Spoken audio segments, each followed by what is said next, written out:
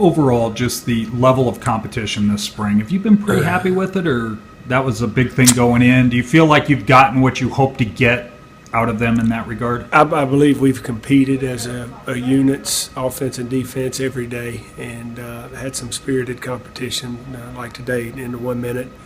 A long practice, and the defense won both sides, and it actually got 2 interceptions. And there was some excitement, and the guys were into it, which was good to see. So that part of it we have. As far as competition within segments, probably not as much as we're going to have in the fall, just because of sheer numbers and depth at positions. There's been some position groups, like I've talked about, that have been able to have competition, and there's some that we just don't have it there right now. And that's why you try to sign players, and we got to have had a good class last year, and we got to have another full class this year to create depth and competition. What areas, position groups, can you say you're comfortable with the competition you've had? We've had good competition up front, offensive line. We've had good competition at quarterback. We've had good competition at tight ends.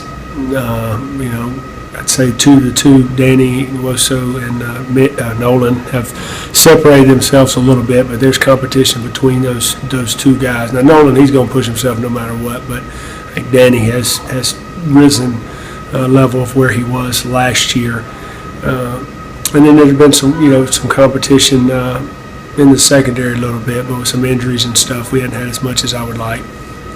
One of your goals from last year was that you wanted your offense to take better care of the ball, especially the quarterbacks. Have you seen any gains in that area during spring camp?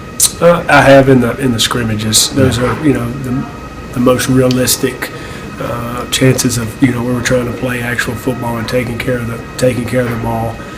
There's been a couple bonehead decisions, and a little bit of that is due to the competition there and thinking that they have to make a play every play, and that happens. But I feel better about that after this spring ball, and we've really done a nice job of creating turnovers defensively. That's a plus too. We're going to have turnovers. Now you don't want 4 a game, but you're going to have some turnovers, and you want to try to be +2. But Coach English and his staff's made a really big emphasis on top of what I talked about in the beginning of creating turnovers, and we've had a lot more.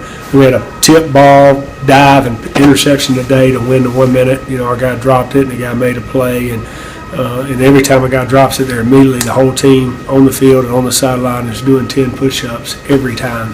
So they're conscious of we want the ball, doing a nice job of that. Has that been fun this spring? Because you have 2 opposing forces: an offense that's trying to learn to take care of the ball, a defense that's learning to take care of.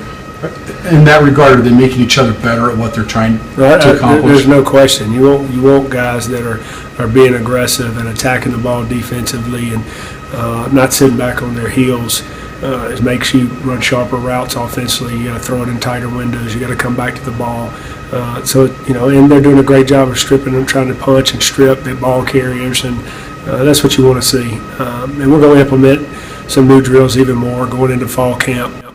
Some different turnover circuit drills that's going to involve more offense versus defense. A lot of times we do a turnover circuit, defense will do theirs, and offense does theirs. We're going to do more offense defense, probably a lot in fall camp, and it might be once a week thing during the season.